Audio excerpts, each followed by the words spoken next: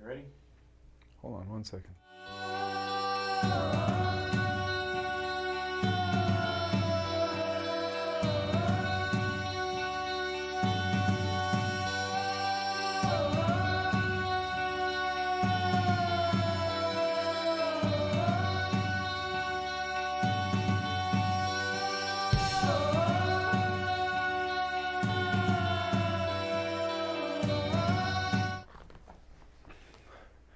Greetings, Galactic Jedis of the New Earth. Welcome, welcome to my live. My name is Ishmael Perez, and I am elated and happy to be here with you guys today. I recognize each and every single one of you guys as one of the keepers of the earth and also as harbingers of the new heaven on earth. So I want to welcome all the regulars. Thank you so much for being here on this, what is it today, Monday? I forget the day of the week, right? The day before Halloween, 2 days before my birthday. And yes, by the way, guys, I will be going live on my birthday night, not Halloween night, because I know some of you guys are probably going to be taking your kids to go trick-or-treat. But I want to also acknowledge the newcomers, people that have never been here on my live or are here for the first time. I want to welcome each and every single one of you guys. Thank you so much for being here. And so I also want to recognize Dr. Raul, who gave me a huge donation that just now, right before I went on the live, and I just want to thank you, Doctor. Your last name, I believe, is Vemula, Dr. Raul Vemula. I want to give you a heads up. I want to give you a heads up for giving me that donation. And yes, brother, thank you for considering me like your son. And of course, when I see you next week at Luxor at the Disclosure Fest, I will go ahead and give you a big, brotherly, fatherly love hug, of course. So I just wanted to thank you for that, and I can't wait to meet you, brother. Now, I do want to go over the truth about the current conflict in Israel. Like I mentioned before, Galactic Jedis, everything that has ever happened on this planet is done intelligently, all right? And when you think about it, everything is a script, okay? Let's first tackle this in terms of biblical references. So we do know that in the Bible, it is recorded that Abraham had two sons. One of them was Ishmael, right? Not me, of course, no, we're talking about Ishmael, the son of Hagar, and the other one was Isaac, the son of Abraham's wife, Sarah.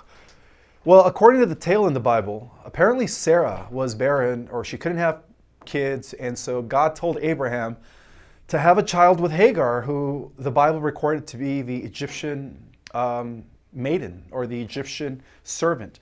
But according to the secret knowledge, Hagar was actually of Egyptian royalty. Very interesting. Think about it.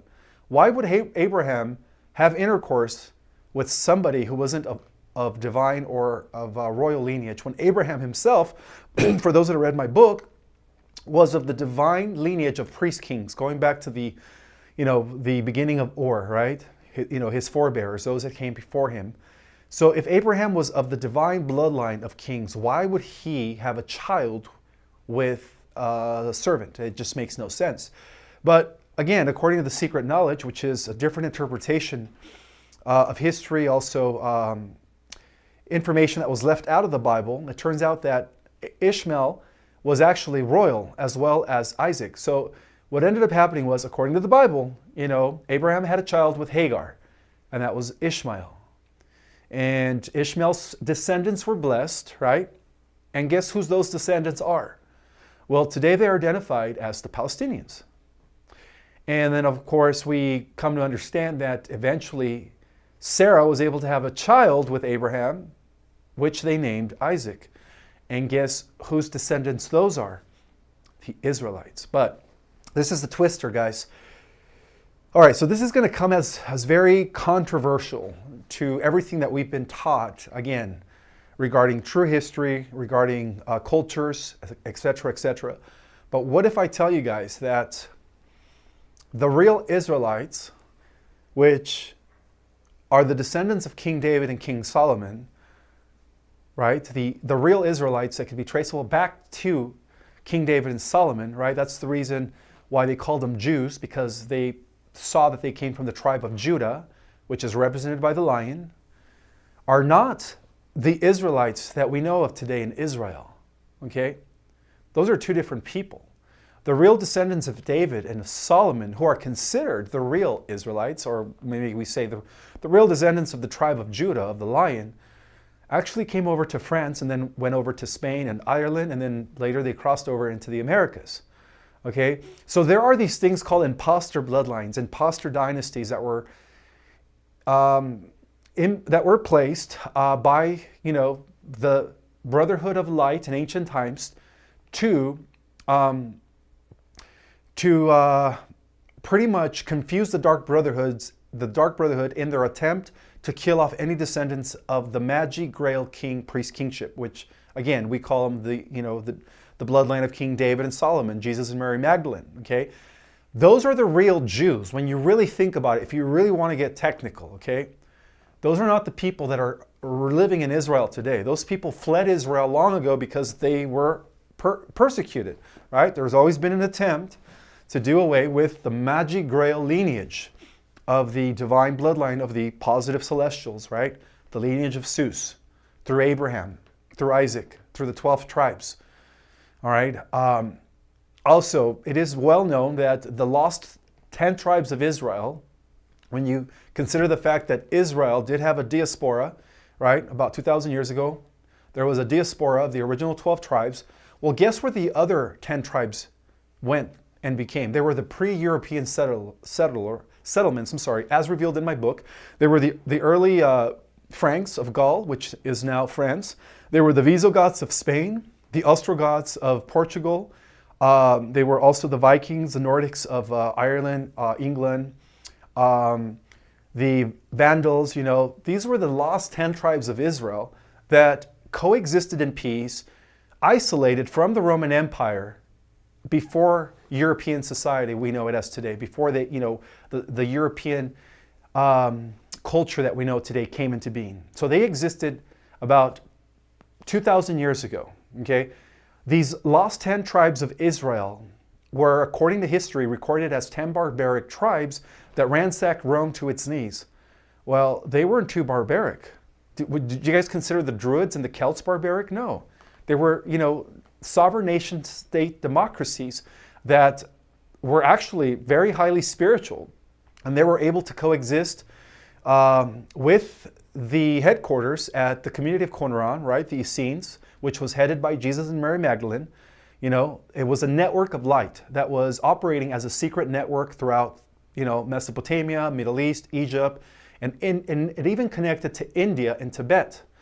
All right.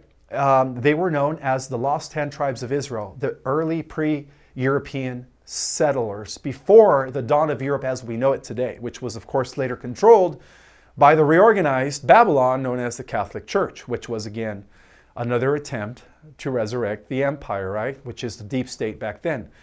Now, I want to read a little bit about who the modern-day Israelites are and why is it significant with what's going on in Israel? And how was this all planned and devised and orchestrated? Well, first we have to understand the Treaty of Balfour, which was established by the Rothschilds when they pretty much created this, they pretty much gave the state to Israel back to the Jews. But again, those aren't the real descendants of King David or Solomon. Those are the imposter Jews that evolved out of the lineage of King Herod. If you guys remember the story of King Herod, he was part of the Hyksos bloodline. It was not, the Hyksos bloodline is different than the Magi Grail King lineage bloodline, in other words. So today's people that live in Israel are actually not the descendants of King David and Solomon, but they are the descendants of King Herod, of the Hyksos lineage, okay, which is somewhat in alignment with the Babylonian lineage of the human reptilian hybrid bloodline, which is in modern times controlled by the House of Rothschild. So let's go back to right before the First World War, right before the, again, reestablishment of the State of Israel, and how it all began, pretty much. So first we're going to read from I guess what it's known as the Wikipedia, which is controlled by the deep state, and this is what they want us to know about the Balfour Declaration. Okay, so according to the Wikipedia, before I get into the truth, right? This is what they want us to know.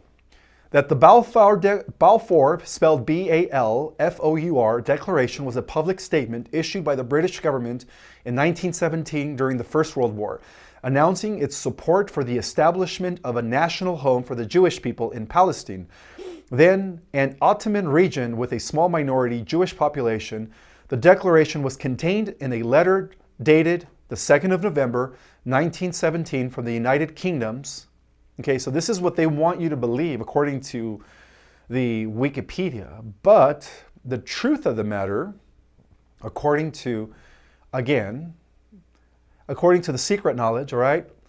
Let's hear it from Albert Pike's perspective. Now, who was Albert Pike? Well, apparently Albert Pike was he was a Confederate general, a poet, philosopher. He wrote various books, and one of his most famous book was Dogma. Was it called Dogma and forget the name of the book? But it's Dogma and it's called Morals and Dogma. I'm sorry. Albert Pike was actually working with the Rothschilds. Okay, he was a Confederate general, and as you guys know, the Confederate States were all sponsored and instigated by the House of Rothschild, right? By the cabal. In their efforts to destroy the Republic, over 100 years ago. When Lincoln was around, of course, Lincoln did save the Republic. But Albert Pike was the one who was used by the cabal to outline their three events that would orchestrate what they would call the First World War, the Second World War, and the Third World War. So, according to this article, let me take you and face to the east and get into the occult. Some conspiracy theories can be true, but others cannot. For any of the theories to be considered to be true, much research has to be done, and the info given is either an individual reject or receive the messages. Okay, so Albert Pike, born 1809 to 1891, he became a member of the Cessationist movement, and also he was chosen by Mazzini to head the Illuminati secret society operations in America. Well, of course, he was a Confederate general, right? He was siding with Madison as opposed to Jefferson. Jefferson was, trying to preserve the Union, the Republic, and Madison was trying to decentralize the different states and give all the power to the federal government, which would eventually turn into what? Fascism. So again, all this stuff was orchestrated, 100 years prior to how it's now being rolled out. So he is said to have been made a brigadier, anyways, general, and placed in charge of raising an Indian army during the time of war. So you tell of a short story of this guy. So Freemasonry is a deceived society into thinking that Lucifer is God. Okay, so again, the Bavarian Illuminati infiltrated the original Sons of Liberty that were the original Masons and twisted everything. All right, and this is how they do things. The brotherhoods infiltrate each other. So, according to this article, nowadays the Freemasons answer to Lucifer. Their god is Lucifer, and that he is the good one as opposed to Michael. Okay, so the occult twists at the truth of God and tells lies about the living God. According to Albert Pike, this is how they inverted Freemasonry. And this does not necessarily mean that Freemasons are all bad, because not all Freemasons are told the truth. Only the few in the higher degrees know who they really worship, which is Lucifer, Satan. And the outside Freemasonry is being viewed as a good society, looking so innocent, but really you do not want to be a part of it. The Masonic religion should be, by all of us, initiates of the highest degrees, maintained in the purity of the Luciferian doctrine. Yes, Lucifer is God according to them, all right, according to the Illuminati version of Freemasonry, and unfortunately, Jesus is also God. For the eternal law is that there is no light without shade, no beauty without ugliness, no white without black, for the absolute cannot exist as the two gods. Darkness being necessary to light to serve as its foils, as the pedestal is necessary to the statue, and then to break the locomotive. So the doctrine of Satanism, again, which is expounded by Albert Pike, who was the guy who wrote out the outlines of how they were going to create the different world wars to initiate the Cabal's plans, right, of a new world order. The doctrine of Satanism is heresy, and the true and pure philosophic religion is the belief in Lucifer, the equal of Jesus. But Lucifer, God of light and God of good, is okay. So to these people, they think Lucifer is the God of light. Okay, they have everything twisted. Okay, so let me get to the point. Let's see, where do I want to go with this? Oh, there it is, the letters. Okay, the letters to initiate the 3 world wars by Albert Pike, author of Morals and Dogma, who was, huge Illuminati. So the First World War, this is how they did it. The First War was to be battled out so as to enable the Illuminati to overthrow the powers of the Tsars in Russia, to turn Russia into a strong fortress of atheistic communism. The difference steered by the agents of the Illuminati between German and British empires were to be used to foment this world war. Then, when the war has ended, communism was to be built up and used to destroy other governments to weaken religions. And so this happened. It was World War I. So the war, that's how the war really happened. It was orchestrated from behind the scenes.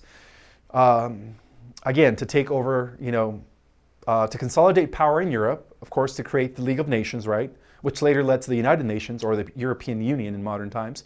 But ultimately to what? To take over Russia.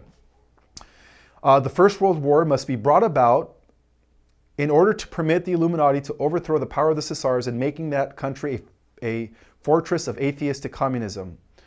The divergence caused by I think I've already read that. Okay, so that was the First World War. The Second World War. The Second World War must be fomented by taking advantage of the differences between the fascist and the political Zionist. This war must be brought about so that Nazism is destroyed and that the political Zionism be strong enough to institute a sovereign state of Israel and Palestine. But what they fail to tell you is that the same people who were behind, right, the establishment of the state of Israel by the Balfour Treaty are the same people that financed the Nazis. Okay? They always finance both sides of each conflict to consolidate further power. During the Second World War, international communism must become strong enough in order to balance Christendom, which would be then restrained and held in check until the time when we could need it for the final social cataclysm. Now, what do they mean by the final social cataclysm? And that's what we are, witnessing in Israel. It's, again, they're orchestrated, well planned out. Again, 100 years earlier, this was whole planned out. This conflict between Israel and Palestine today was orchestrated 100 years ago, guys. All right, so let's read on. The Third World War, which is said to be the last, right? The Third World War must be fomented by taking advantage of the differences caused by agentur of the Illuminati between the political Zionists and the leaders of the Islamic world. So what we do know is that political Zionism, which has nothing to do with Israel, which has nothing to do with the real Jewish community or the Jewish faith, but it has to do with the fascist consolidation of fascism in the Middle East, in cahoots with what? The Khazarians, right? The Khazarian mafia and the Bolsheviks, which is all run by the Rothschilds, right? Okay, so the war must be conducted in such a way that Islam, the Muslim Arabic world, and political Zionism, the state of Israel, mutually destroy each other, okay? And that's what we're witnessing. So obviously this was set into motion 100 years earlier. Meanwhile, the other nations, once more divided on this issue, will be constrained to fight to the point of complete physical, moral, spiritual, and economical exhaustion.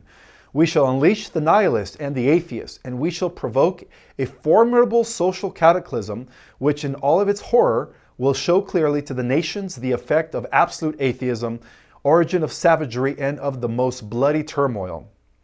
Then everywhere the citizens obliged. This is written by Albert Pike, by the way, guys. That's what I'm reading. This is how they were trying to justify the conflict, 100 years later, which is now.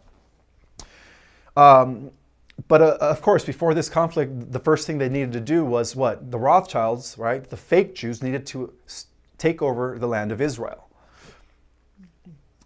Let's see, where am I? Okay, then everywhere the citizens obliged to defend themselves against the world minority of revolutionaries will exterminate those destroyers of civilizations, and the multitude disillusioned with Christianity, whose deistic spirits will form or will from that moment be without compass or direction, anxious for an ideal, but without knowing where to render adoration, will receive the true light through the universal manifestation of the pure doctrine of Lucifer, according to Albert Pike, brought finally out into the public view as the New World Order.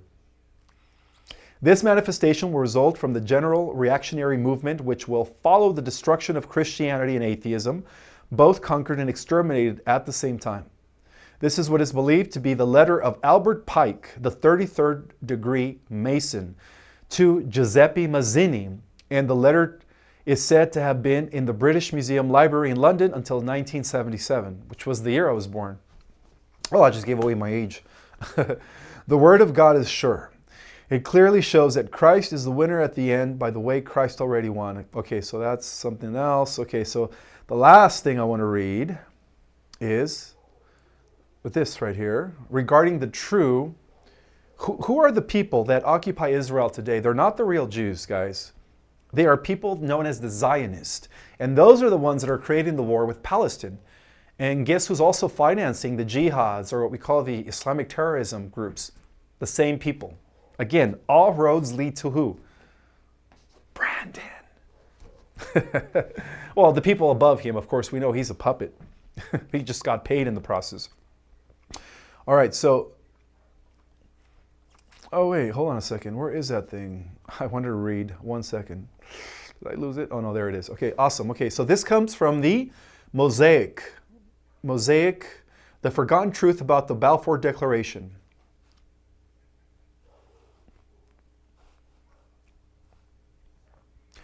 All right, 100 years, the British statement, for 100 years, the British statement which inaugurated Zionism, legitimation in the eyes of the world, has been seen as the isolated act of a single nation. The truth is much different. Okay, this is what they don't want you to know.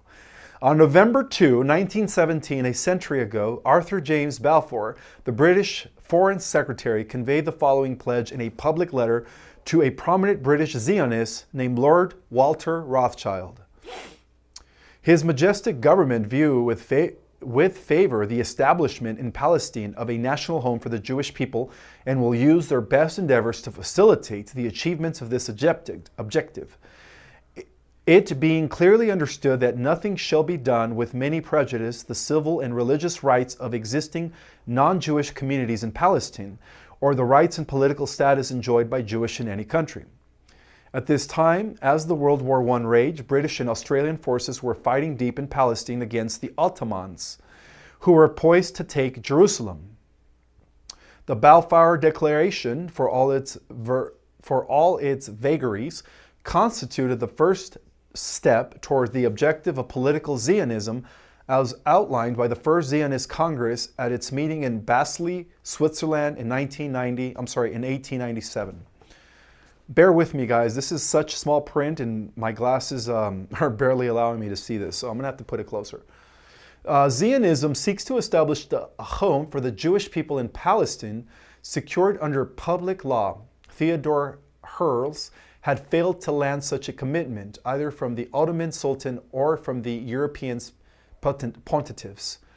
The declaration was the much-awaited opening, narrow, conditional, hedged, but an opening all the same. So there is a British proverb about the camel in the tent, said the British Zionist leader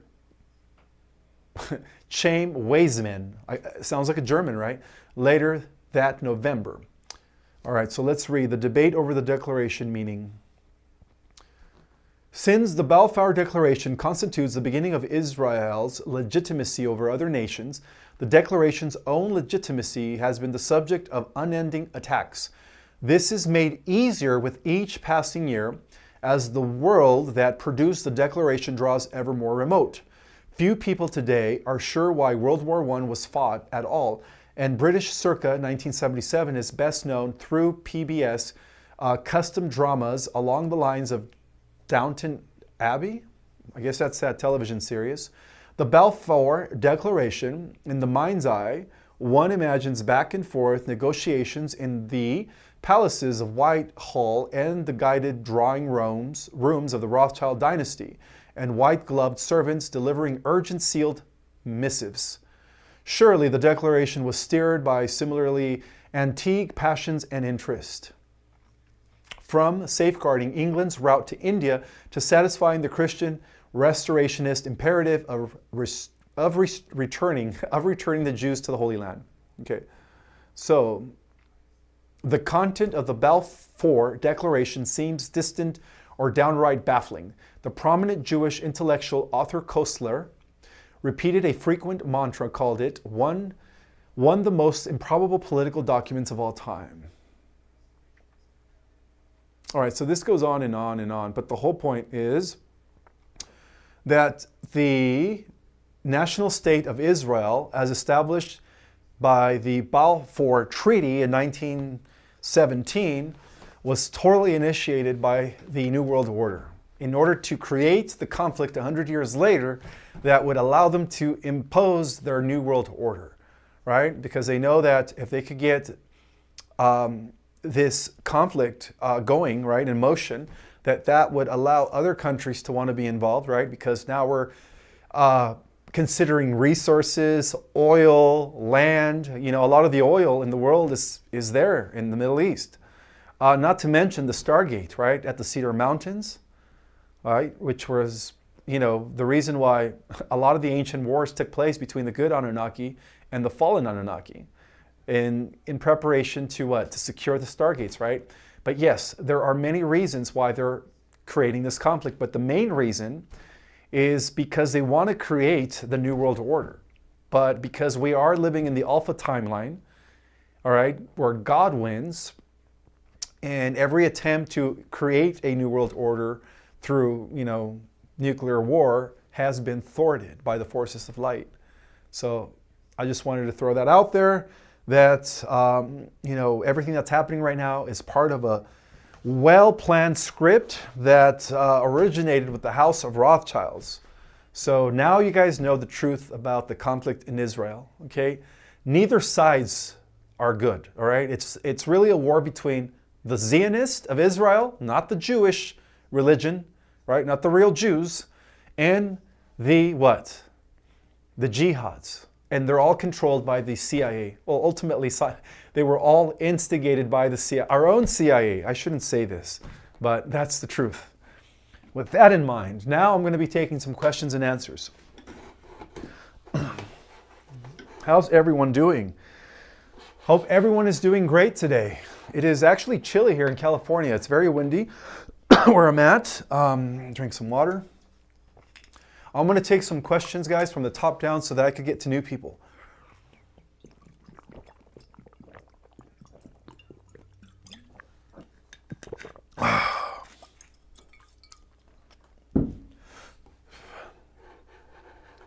You know, some people would say, well, if the Palestinians are the descendants of Ishmael, right? And if the Jews or the people of Israel are the descendants of Isaac, so technically they're brothers. They're half-brothers that are fighting. You know, some biblical people or religious people would allude to that. And they, you know, some of these fundamentalist religions are really, really trying to instigate the conflict even further. You know, it's much more than just what appears to be apparent. It's, you know, it goes much deeper than that. So the best thing to do is to not give any energy to any of that. In fact, to use your time when you're alone, through your meditations, through your prayers, through your dancing, whatever you do to get you in that high vibration, high frequency, beam some of that energy to diffuse the conflict in Israel so that we could pretty much, you know, make it nothing. So that we could pretty much diffuse it to the point where nothing ever happens. And nothing will happen because we are doing it somehow. Believe it or not, you know, we are doing it. Because it is believed that these people wanted to establish the New World Order by no later than 2000, the year 2000, and they failed, right? Obviously, their plans were thwarted. And they also wanted to do it by the end of 2012 because they really believed that that was the end of their cycle, their time to, you know, rule here on the earth. And now they're trying to do it before the solar flash because they know that if the solar flash, when it takes place, once it does, that their time is up. And at that point, everything, this entire construct will come crumbling down. All right, so I'm going to go all the way to the top and answer some questions. Well, this camera is in my way, so I'm going to scoot a little bit to the left so I can read. All right, so I want to welcome Mary Hernandez. Who else is here? Let's see. Earth Angel 444, Joanne, Kim, Dane Payton, Cosmo Girl, Gabrielle, Kim Thompson. Who else is here? Larry Hansen, David Hakes, Earth Angel 444, Gina Bobek. Who else is here? Flip Flop Flyer, ACB. I like your name. It's Flip Flop Flyer. Joanna's here. Lee Star is here. Carolina. Is it Hinchrinson or Hinchrichson? Thank you for being here, everyone. And all, 477 watching. I want to thank each and every single one of you. So, okay, so the first question, let's see. All right, I'm all the way at the top. No questions there. Just chatting among you guys. Let's see. Oh, another thing I wanted to point out, guys. Okay, so not only do I have pirated fake channels that are using my name, stealing my content, and creating, YouTube channels under my name, but on social media, such as on Instagram and Facebook, I don't know about TikTok, but I have a lot of fake accounts where they are actually directly messaging people, making them think it's me, asking for readings and offerings, asking for money to women. All right, I've received a couple of DMs from certain women saying, well, Ishmael, why are you asking for money? And I'm like, that's not me, that's my fake account. Those are all imposter accounts. Please block and report.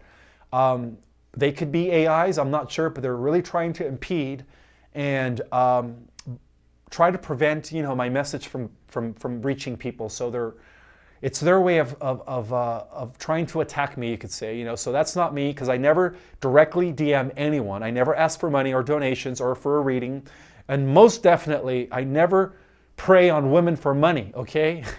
That's what these accounts are doing. Totally AI, not me. Perhaps they are created by the cabal. So I just wanted to point that out there, that I never do that, all right? Those are all fake accounts. And yes, mainly through Instagram, that's been happening. I know that in Instagram, they keep popping up every other day. So I probably have tons of fake Ishmaels or fake, Project Restoration Zion accounts on Instagram. Well, now I call myself the real Ishmael Perez to kind of clear the confusion. But I also want to acknowledge MVR for the donation by Xenia. Hi, Xenia. Thank you for being here, sister. How you doing? So you have a question for me. So you mentioned Enki many times, but refuse to reveal where this entity is, since he can shapeshift into many forms. I dreamed one of his bodies is in Netanyahu. So you had a dream that one of Enki's fractals is here on the earth. He has several fractals on the earth, by the way. And I reveal who they are before, and I'll reveal it again. Gates. The guy who's buying up all the farmland, right, to poison all our animals and everything, is a fractal of Enki. Another one is, you won't believe this, but is also Fauci. Another one is also Zuckerberg. He's another fractal of Enki. But you want to know where his fifth dimensional entity is. Okay, so Enki was, he went against the council. He completely defected and went against the Emerald Order in favor of his mother's lineage, which, she was the queen of the Dracos. Her name was Queen Drummond, to further the plans of the Draco AI, negative AI empire. So Enki was fascinated with AI from day one. In fact, now that I'm writing another book, the whole war has always been against AI. Even the fall of the Martian human colony was because of artificial intelligence. The fall of Atlantis was because of artificial intelligence. The Tower of Babel was because of artificial intelligence. It was all because they were trying to implement transhumanism at an earlier time, okay? But luckily the Guardians, through Enlil-Sus, right, were able to thwart that in order to allow us to get to this point, to the end of the cycle in preparation for the ascension and the reactivation of our dormant DNA so that we could become superhuman. But Enki, after he left the scene, he left this planet, he left Marduk, his son, Belial Baal, in control of this planet. While Enki went off to different solar systems within our galactic center, which is known as, Sector 9. There's 9 sectors in our galaxy. We're part of Sector 9, which is in the third or fourth arm of the concentric circle that surrounds the galactic core. That's why our solar system is currently located almost close to the edge of the galaxy as it revolves around the galactic core. So Enki went around the 9th sector, which consists of over 52,000 star nations. And out of those 52,000 star nations, he conquered 21 different solar systems. All right. And what he did is he, again, as a master geneticist, and because of his infatuation with artificial intelligence, he mutated and genetically altered a lot of species in these 21 systems to establish and create loosh farms, so that these people could be controlled by Enki and his minions, right, the fallen Anunnaki, and release, through suffering, of course, struggle and pain, because that's the living conditions that Enki imposed on these people that he conquered in these 21 systems. Through suffering, struggle, and pain, Enki was feeding off of their loosh for the most part. So he received the name of the cosmic vampire because, according to other records, to the Council of Alcyon, he also, through portal technology, was able to do this in other parts of the universe and in other galaxies. So to the galactic and intergalactic councils, Enki's considered the vampire, a cosmic vampire. Okay, the best way to give you an overall view of what Enki's been doing after he infiltrated Atlantis through his children, watch the last of the movie Guardians of the Galaxy. The last Guardians of the Galaxy is a approach and depiction of what Enki's been doing, known as, according to this movie, there's this figure by the name of the Great Evolutionary who goes off and he takes human genes and animal genes and he mixes them to create slave species. All right. Anyways, I don't want to spoil the movie, but when you go watch the movie, pretty much that is a depiction, a consolidated depiction to describe what Enki has been doing in our galaxy. Another thing that Enki did was that he was forbidden to go to the outskirts of our galaxy where this negative AI had already contaminated a lot of the systems and worlds through a technology known as mind eaters that literally, it's like black goo, it literally takes over people's minds, nervous systems, and just takes them over like zombies. So when Enki did that, he was consumed by these nanites that, the Andromedans call mind eaters, took over his mind. And that's when he became absolutely the puppet of the AI overlord, menace, whatever you want to call it, who the negative aliens call the AI god. So when he was consumed by that, he actually became cybernetic. Like I said, he's always been obsessed with artificial intelligence. So his new body now is not biological. He's no longer, half Lyran Syrian through his father Anu and half reptilian draconian through his mother Draman. Now he's 50% cybernetic AI, and then the other 50%, reptilian, and a little bit of his father, of course. But he is a cyborg. So Enki is different now, okay? And he's actually came back a few years ago in an effort to try to infiltrate the Galactic Federation, which he was very successful. And at the same time, that was around the time that they rolled out the medicine. So we could say, of course, remember how I said that, Big Gates and Fauci and Zuckerberg were different fractals of Enki. Well, we could say that, when he came back through his fractals, right, they were able to implement the medicine to roll out the ball of the gradual, conversion of organic humans into cyborgs, which is a process that takes, again, 10 to 15, 20 years, okay? But it's not gonna happen because I believe that the Great Solar Flash is gonna act like an EMP and eliminate a lot of that nanotechnology in people's bodies before, they are fully converted into cyborgs. So hopefully, Xenia, that answers your question. And I know that a lot of people in the disclosure community take face value what Sakura Sitchin revealed according to Sumerian tablets, the cuneiform texts, that Enki's the good guy, but again, it was all inverted to make him look like the good guy and Enlil look like the bad guy. When you read other accounts, such as the Greek translation of who Enlil was, which was Zeus, then the story begins to sound a little different. When you watch DC, right, the story of Wonder Woman, it talks about how Zeus made us in his image. So if you really want to get technical, the original angelic human seed was not only given to us by Zeus, right, through his life plasm, which was later translated as the original 12 tribes of Israel, the real Israelites, not the ones in that area today, but the real Israelites. He's, how can I say it? How can I say it? You have to read my book. It's all there in great detail, okay? But yes, according to the other accounts, it was Zeus Enlil that preserved the angelic human DNA strand of the what? Of Lyrian, Pleiadian, Syrian stock here on the planet.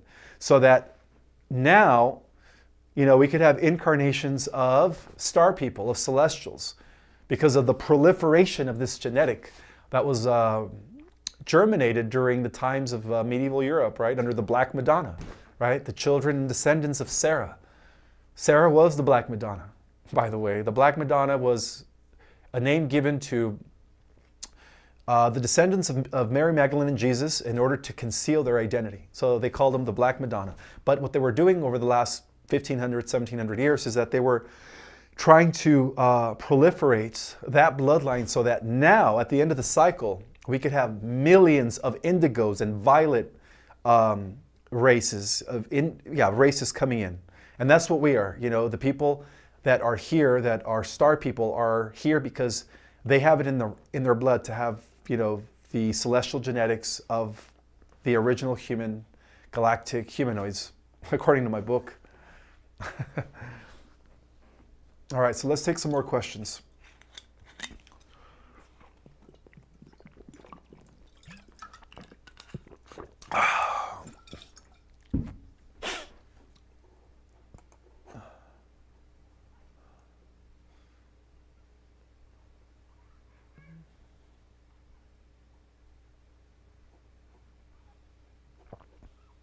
All right, so what is the next question? Thank you. Cosmo Girl says, Ishmael, love this history knowledge. Well, it's all in my book, or Cosmic Origin, the true history of the earth. It goes into detail. The battle of the bloodlines.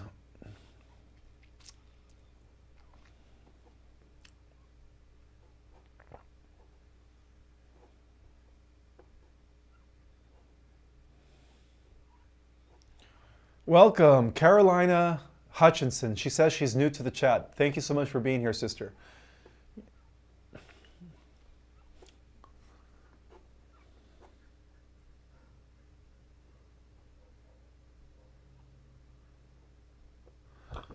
Excuse me.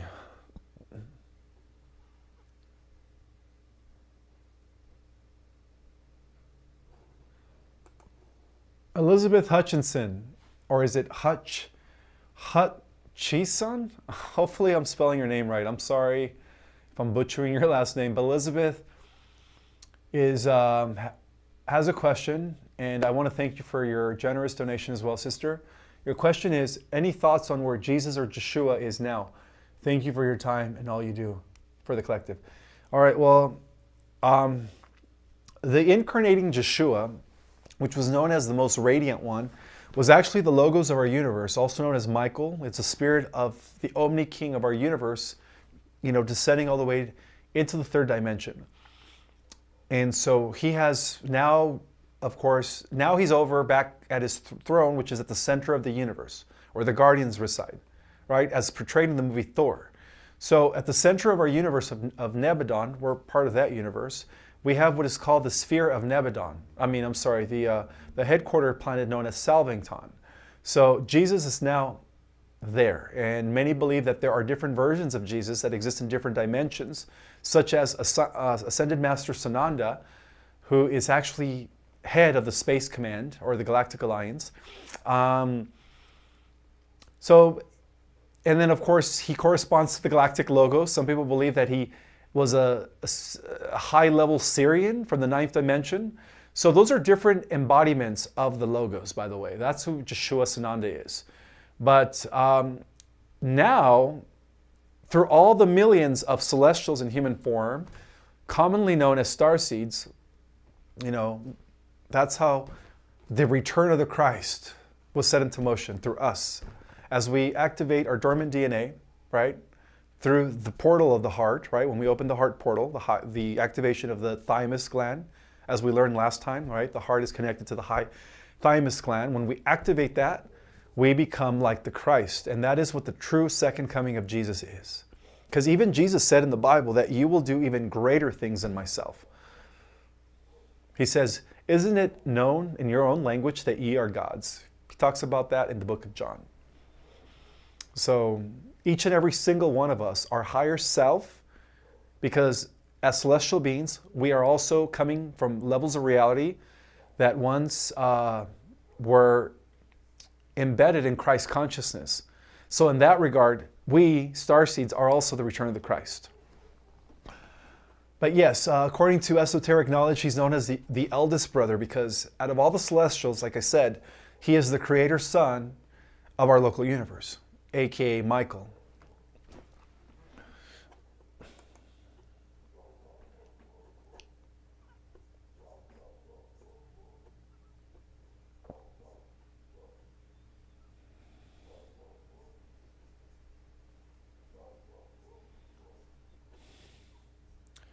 I'm looking for another question.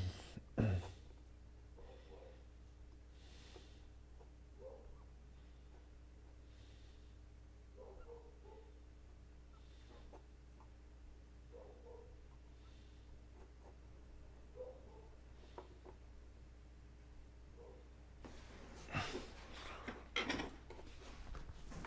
guess I have to move a little bit so I could see it because the camera is in the way. It's okay.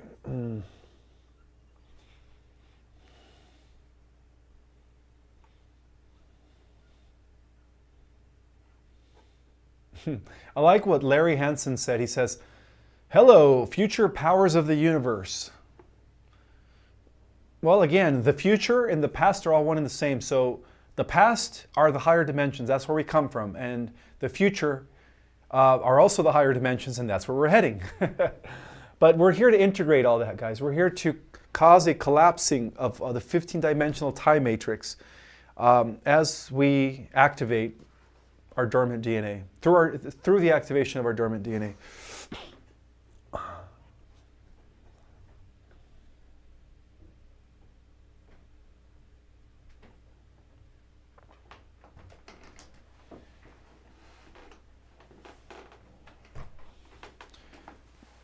Yes, please smash the like button.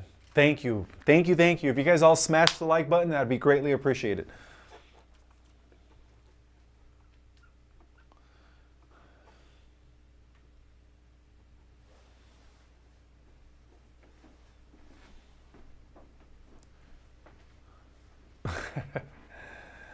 All right. Earth Angel said, I speak a lot fast. Yes, sometimes my thoughts are going faster than my vocabulary, so I have to slow down. I know, I do.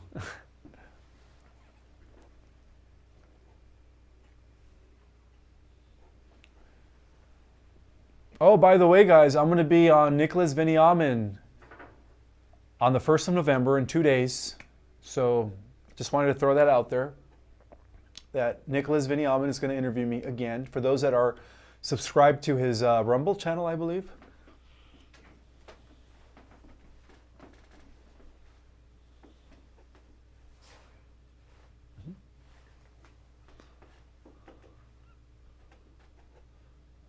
All right, so Nicole, thank you so much for the super chat. Hi Ishmael, is Prince William the Antichrist? He apparently is the only monarch that can sit on the throne in Jerusalem. No. The Antichrist, there are two. When it comes to the concept of the Antichrist, there are two different, you could say there are two different camps. That's the word I'm looking for, camps. The first camp of the embodiment of the Antichrist is associated with the human reptilian hybrid bloodline, which is traceable back to Babylon, to Nimrod, whose father was Kish, and then whose grandfather was Ham. And so they are considered the draconian reptilians being the beast. They have been kind of ruling this world for the last few thousand years. So they are considered the embodiment of the Antichrist. We could see it manifested as the empires of old, right? Beginning with Babylon, followed by the Persian Empire, and then the Macedonian Empire, and then finally the Roman Empire, and then later reorganized as the Roman Catholic Church. Those are different or examples of the brotherhood of the Antichrist. So it is a collective, rather. That is the first case of who the Antichrist is. It's a collective that has been ruling our world, whose time is up, right? The Cabal families. The other aspect of the Antichrist, which was revealed by John the Revelator in the book of Revelation, is directly related to artificial intelligence. Artificial intelligence, okay? So the beast that the book of Revelation talks about is the emergence of AI. That's who the Antichrist is. Because ultimately, for those that are familiar with my work, the entire organic multiverse has been at war with another type of multiverse that is inhabited by cybernetic, artificial intelligences. So that's what the battle is really all against. It's against the machine. So in that case, the energies of the Antichrist, by virtue of that, are also the energies of what? Of the Archon energy known as the Ahriman, that embody artificial intelligence. So that's what the Antichrist is. No, Obama's not the Antichrist. King William was not the Antichrist. Those are just, they're all part of that collective of the embodiment of the Antichrist. But the real Antichrist is artificial intelligence. All right, next question. Let me see. So we also have Ricky Lee. Thank you so much for your donation, brother. Ishmael, when you're in Vegas, talk to April Elizabeth about doing a show together. That would be awesome. Absolutely, yeah. Yeah, I don't know why I'm not going to be sitting on the Starseed panel.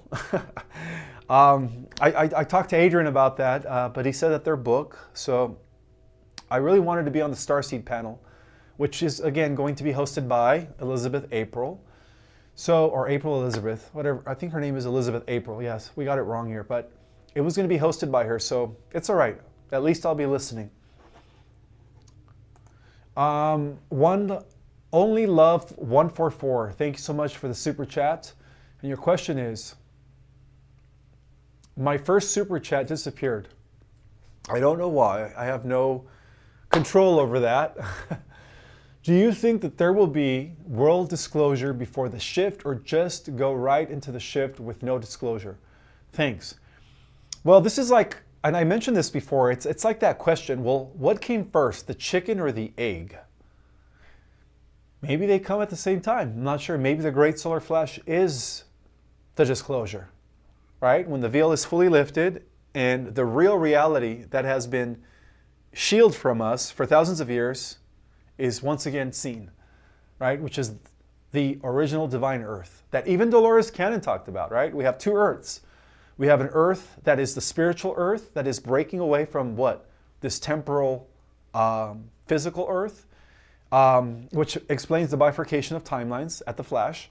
So, it's probably going to happen all at the same time, but I wouldn't be surprised if first we have EBS, the fall of the Cabal, followed by disclosure, and then we have the solar flash as a result of that, to give the normies, our brothers and sisters who are yet unawakened, an opportunity to really accept the truth, right, and break away from their programming. All right, so we also have another super chat by, oh, I guess that was it for now. Thank you, guys. All right.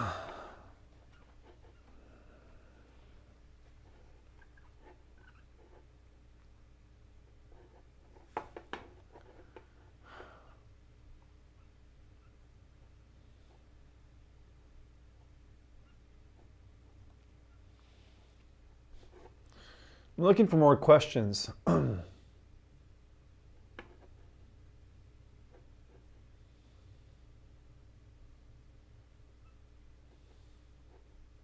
All right, so I want to answer this question from Stephen Henry. I don't think I've ever answered any of your questions, Stephen. So Stephen Henry's asking, family is Islamic, and I would like to know if there is any connection between the Islamic god Allah and Enki. Also, did Prophet Muhammad write the Quran?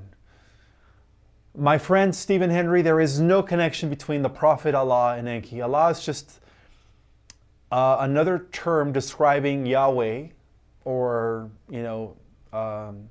Jehovah, right, which is the Judeo-Christian God. That's just another term describing that. But no, we don't associate that with Enki. Enki's really Poseidon, the trident.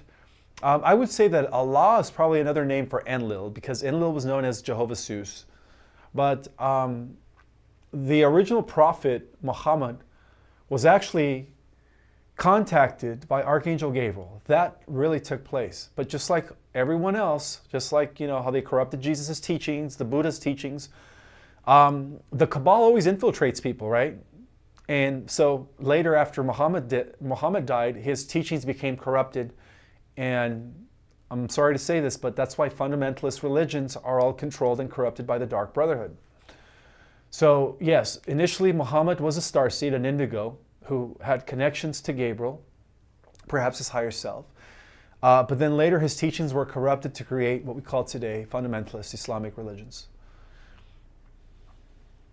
And that even happened to Joseph Smith of the Mormon Church. Joseph Smith was an Arcturian. He was an Arcturian who was trying to resurrect the ancient mystery school teachings, right, which later became the deep doctrine of the Mormon Church. But then again, Brigham Young, who was again infiltrating by the Jesuits and the Illuminati, completely sabotaged the Mormon Church from day one. So the second prophet, known as Brigham Young, completely corrupted everything. So it always happens that way, unfortunately.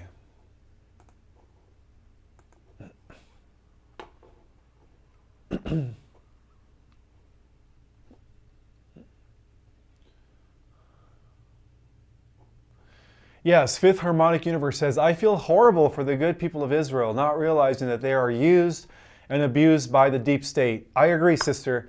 Unfortunately, every time something like this happens, including the First and Second World War, the Vietnam War, the Korean War, and every war after that, or in between, a lot of innocent blood is shed. And that's the most unfortunate thing ever. So I agree with that. That's why I like to pray for the innocent people of Israel, the people that, like the children, that have no clue. They don't need to suffer.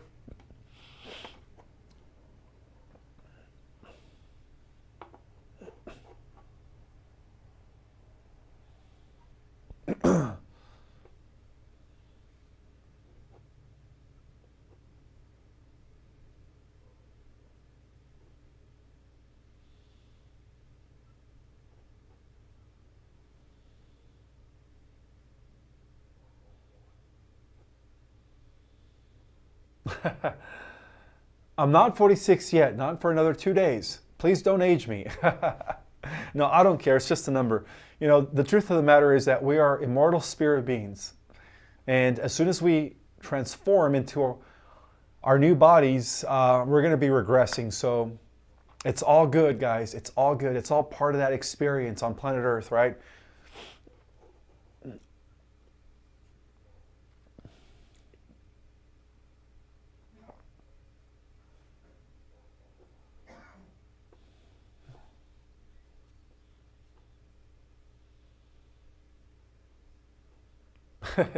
I don't know if I look like I'm 20, maybe mid-30s or early 30s, but 20 is a little too much. But thank you for the compliment, Wisdom Warriors of Light.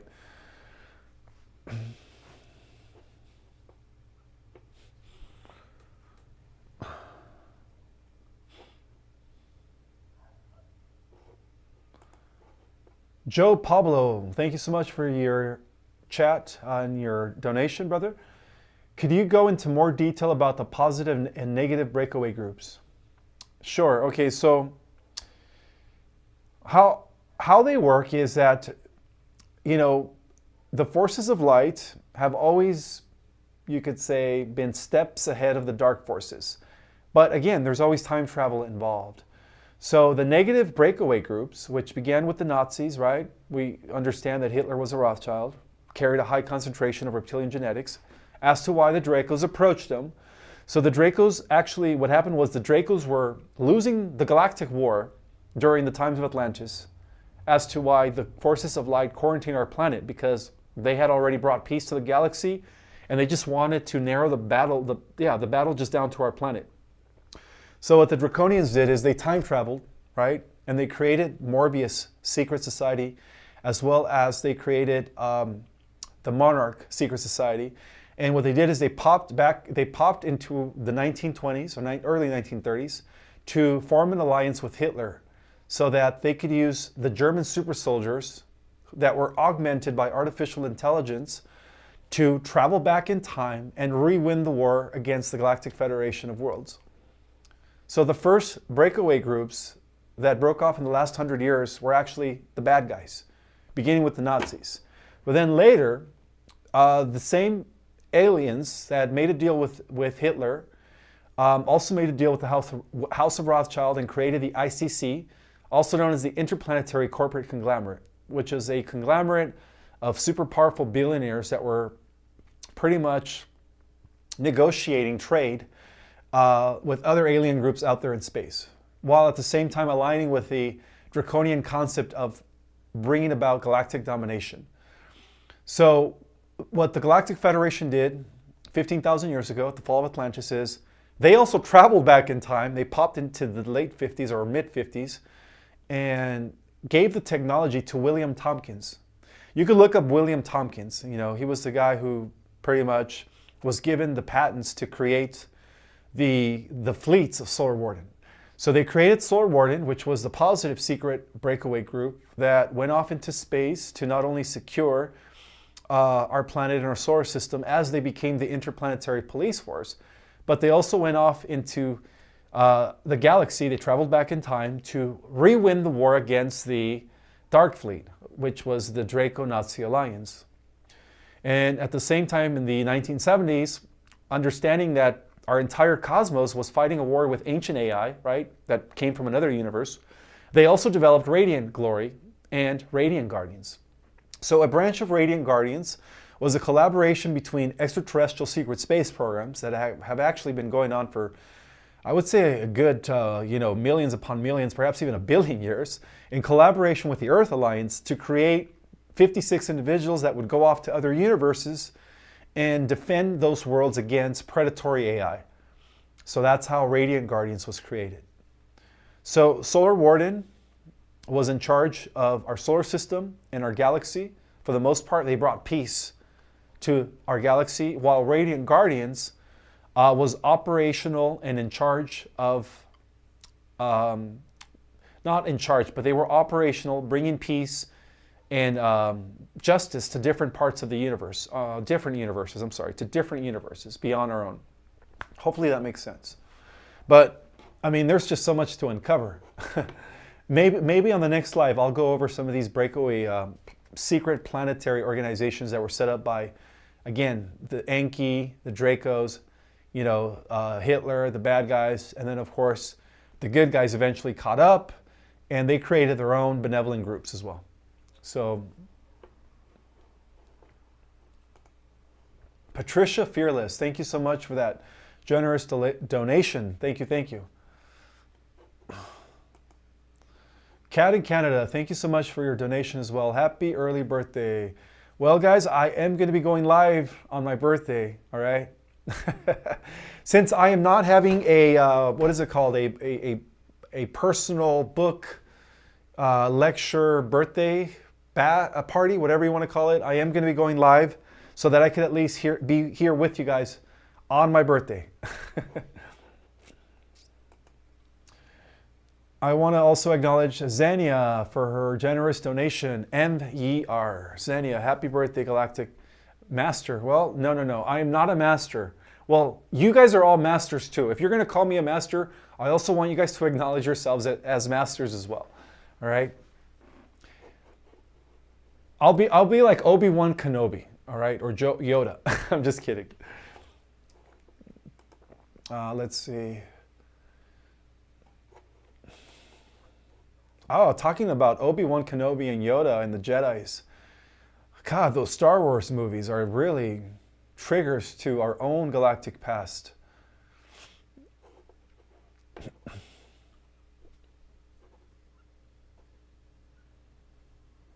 I want to call you guys the Council of Masters. Galactic Jedis, New Earth Guardians.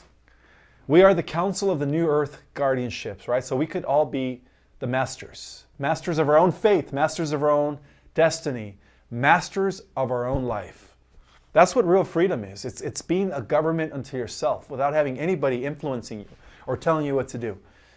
And that's the beauty of where we're heading in the Golden Age, is that each and every single one of us is going to be our own captain of our own destiny.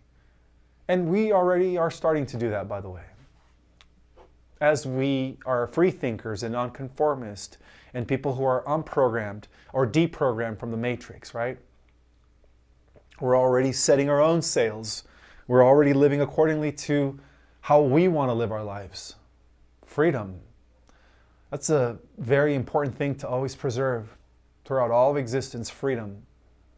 Freedom is a principle that is associated with the one true God, by the way, Prime Creator Lord.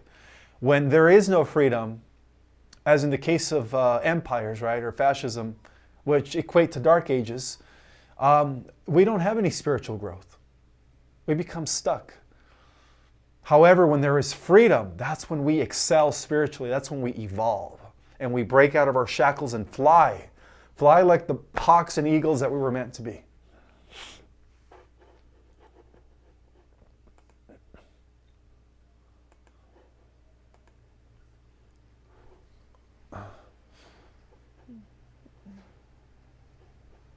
I agree, Cosmo Girls. All these worlds, all of these wars were not necessary. I totally agree.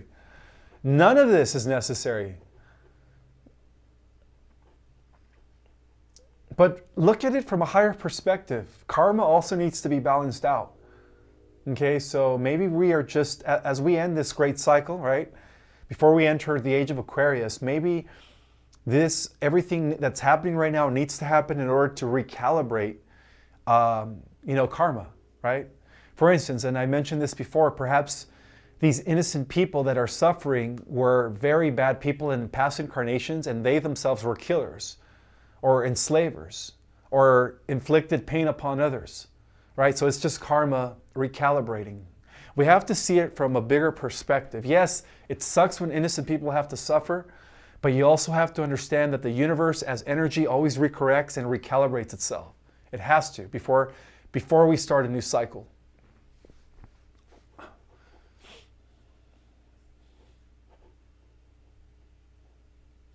You're welcome, Lee Star. Appreciate your comment.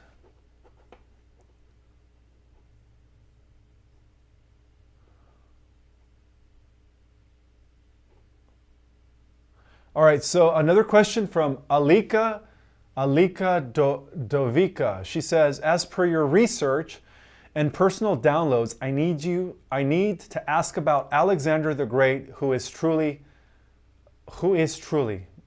Alexander the Great was a descendant of Marduk and Nabu, the sons of Enki. So yeah, he carried a high concentration of reptilian genetics. Put it this way, Alika, every emperor, every fascist, every person that has ever tried to take over the world suffers from a high concentration of reptilian genetics. It is in their genes to want to dominate, to want to manipulate, to want to rule with an iron fist. So that's who Alexander the Great was.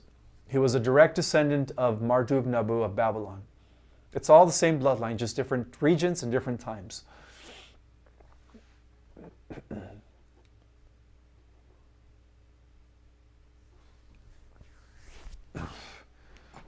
I guess the fly that's flying around me disagrees. Maybe it's one of those digital flies controlled by Enki, remote control.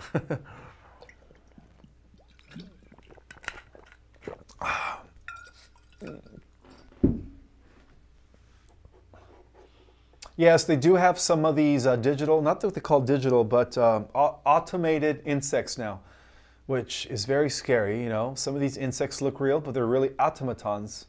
In other words, they're artificial intelligent insects.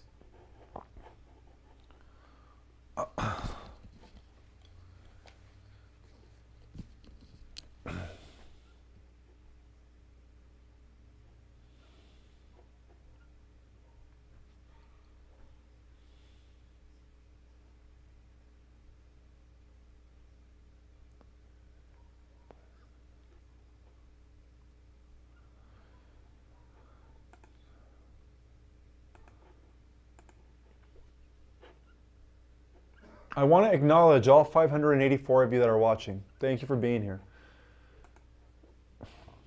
We have another super chat by Sylvia Vidal. How you doing, sister? Thank you for being here. Hi, Ishmael. In which dimension are people going back to age 30? And why age 30? Why not in our 20s?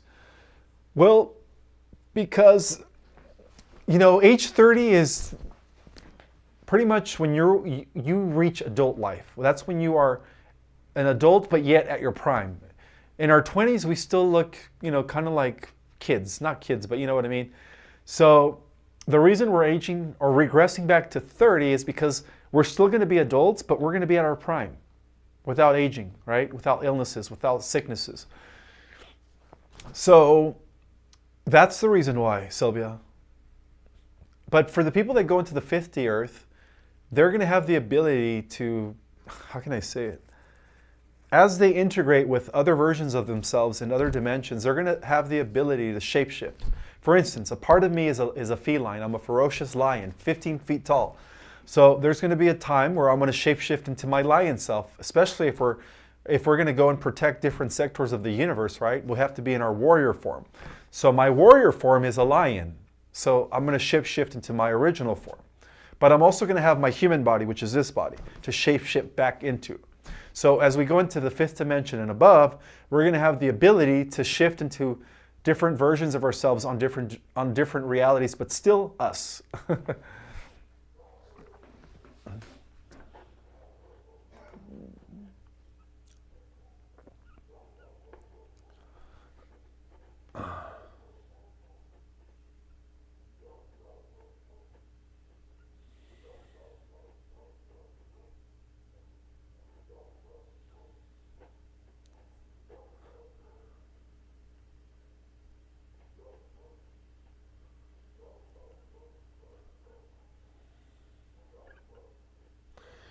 Thank you, Abel, for the generous donation. Thank you for being awesome. I love your community. Well, welcome to our community, Abel. Thank you for being here. And yes, guys, this is our platform, our community. We are a team. And like I mentioned before, we work together better as a team. Just like the trillions of cells in your body work in cooperation, so are we, by the way, working in cooperation as a team.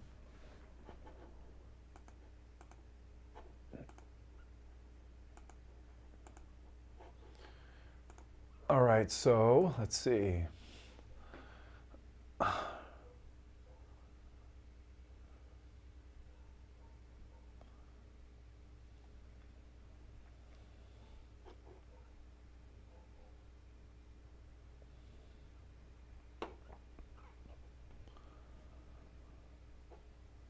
Oh, this is a good question from Kathleen Melanchi. She wants to know what happens to souls that take their own life.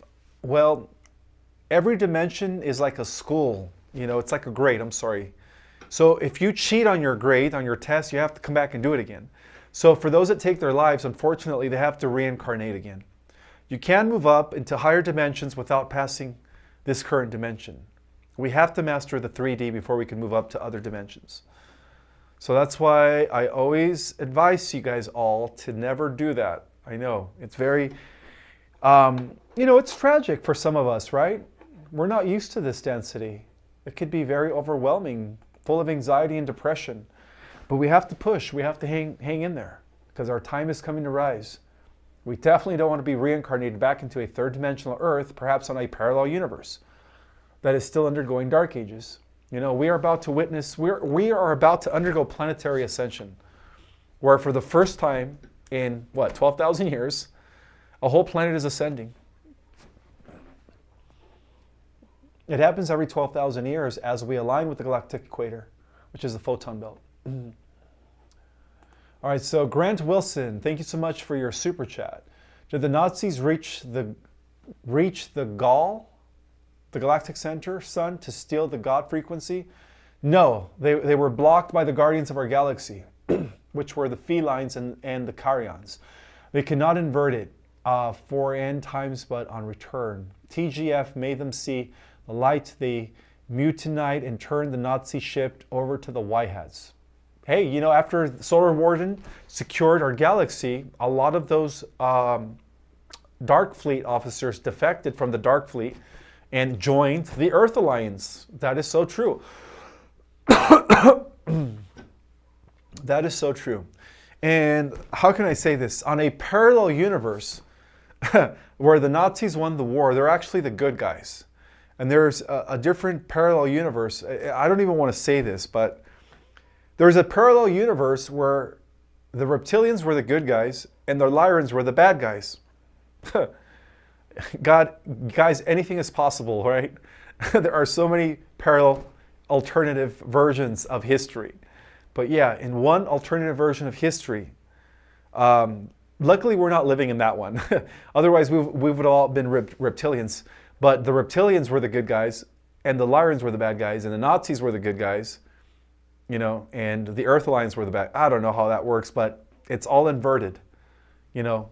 A good episode to watch was, for those that are into DC Comics, there was an episode that aired where in a parallel timeline, the Justice League was evil. Superman became evil. You know, so there was an evil Batman, there was an evil Flash, an evil Aquaman, an evil Wonder Woman. And then when you flip that and you invert it, going back to the original timeline, they're supposedly good. But just to give you an example, that living in a metaverse, in a many world existence, it's hard to explain, but there are versions of reality or timelines where the good guys are the bad guys and the bad guys are the good guys. Hey, that's quantum physics for you guys, all right? But we are part of the alpha version of reality, where the good guys are the Lyrans, right? The humans, the descending galactic humans, and the bad guys are the reptilians, the children of Lucifer.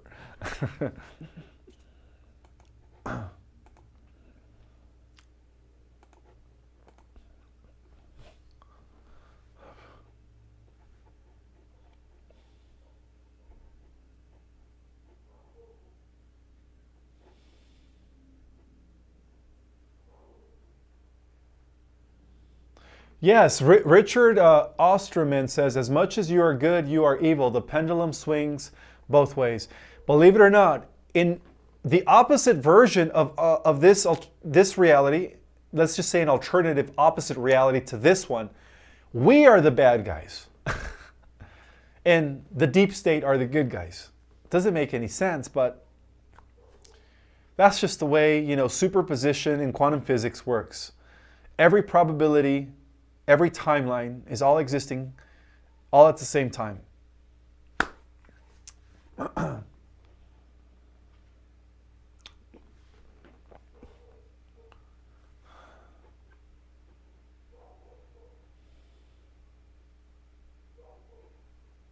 Well, again, I hope the solar flash happens in the next month or two, but based on the graph that I showed 2 lives prior, it's going to peak at the end of 2024 and the beginning of 2025. So we'll see. Hopefully the process speeds up though.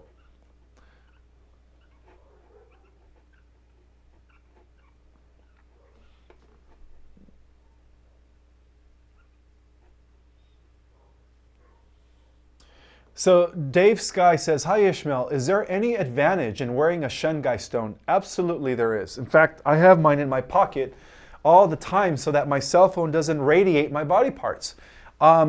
It gives you absolute protection from bad frequencies, whether they're coming from 5 Golf or whether they're coming from, you know, the towers, or whether they're coming from, you know, your cell phone. Your cell phone has been weaponized, like I mentioned.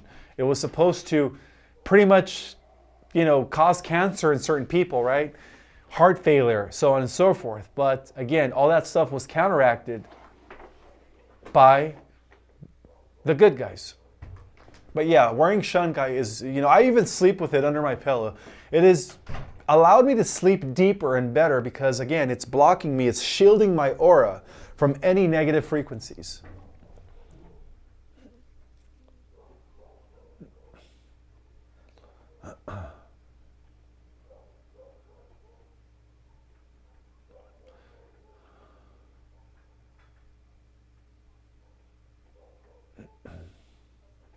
All right, so let me tell you guys a little secret. The more you are able to build your concentration, whether it's through meditation or any spiritual practice, the more powerful your mind becomes. When the more powerful your mind becomes, the more you're able to affect the collective mind of humanity.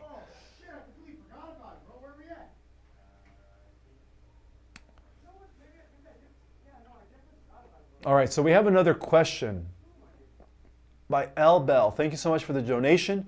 We are the source. Teamwork makes the dream work. Thank you for sharing that.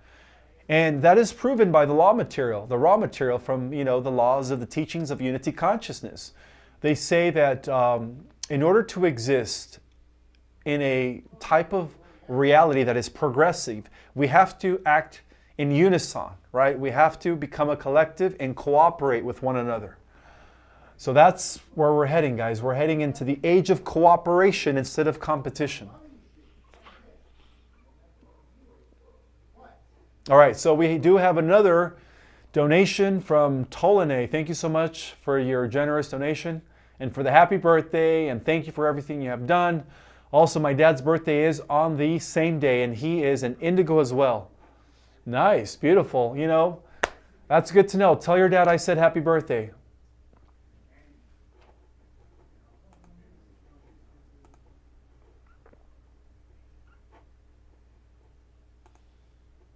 All right, guys, about 9 more minutes and then we'll be done.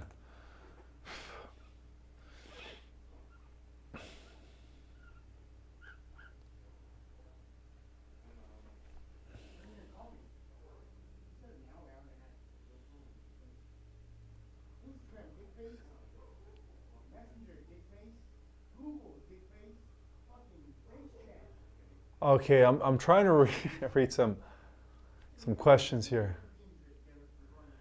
All right, so Seraph963 says, yes, I have lifetimes as a professional artist and came into this lifelong doing art at a young age. Thank you for sharing that, sister.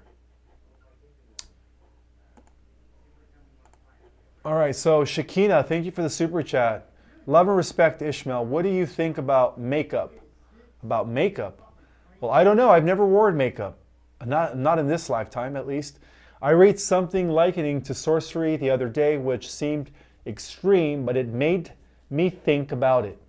Well, to be honest with you, they do put a lot of the nanotech in makeup as well.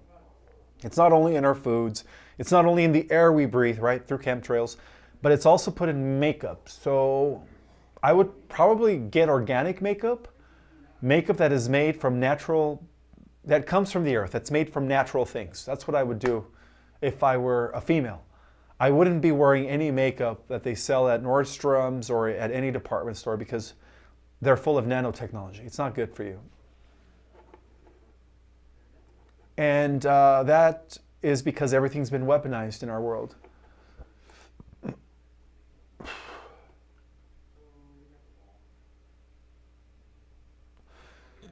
All right, Karen Peliciotti. Karen Peliciotti. Some of you guys have really hard last names to pronounce, just to let you guys know. Is it possible to have a opium angel for an angel guide? Opinium? Or you mean Orifim? Opinium angel for an angel guide. He appears to me as a horse. He doesn't want to scare me about his real appearance.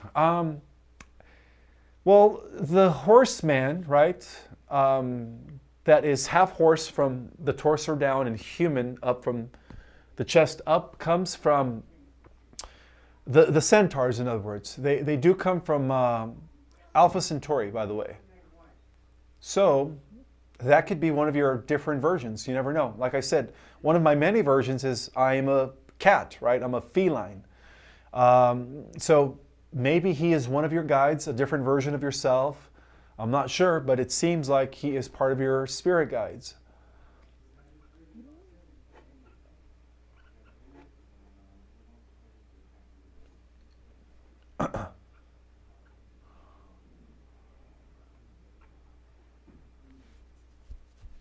Yes, absolutely. We could always get help from our other selves. Is asking Grammy Yanikos? Grammy Yanikos. Absolutely. I've always believed that our ancestors, our spirit guides, our angels, our animal helpers, they're all different. They're all part of the monad, of our monad, in a sense where we are the accumulation of all our ancestors through our incarnations, and yet we're also the accumulation of all our descendants through our lineage. Does that make sense? So it's all part of one big monad expressing and existing through all these different coordinates in space-time. And they're all existing at the same time. Something to think about.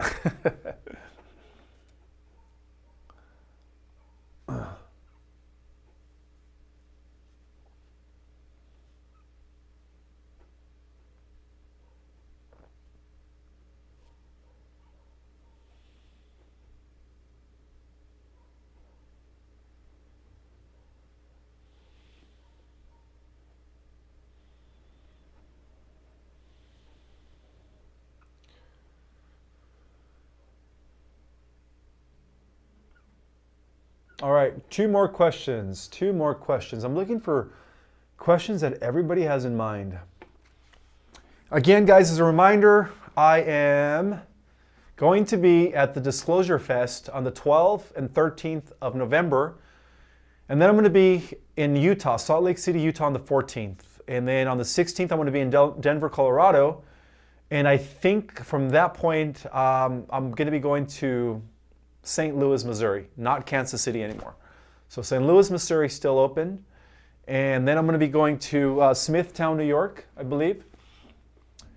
Anyway, I could, at the end of this live, I'm going to go ahead and put the itinerary in the description for those that want to come meet me in person.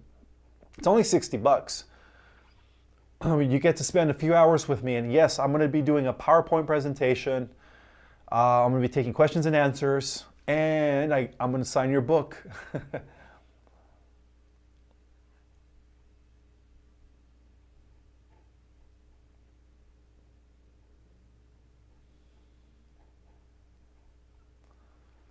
All right, two more questions. Let's see what we got here.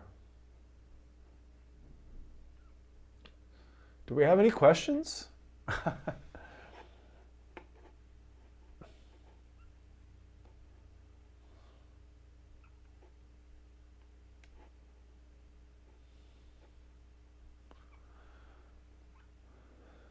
I don't see any more questions, just chatter between you guys.